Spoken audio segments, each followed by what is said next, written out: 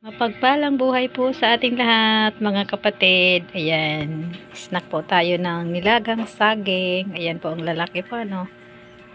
Yung mga taga-probinsya po, alam nila tong saging na to. Ayan, hinog na po yan, nilaga ko. Ayan na po siya, oh. Ayan. Ang sarap po. Hapunan ko na po yan, mga kapatid. Ayan. Sarap po to, mga kapatid. Malalaki siyang saging.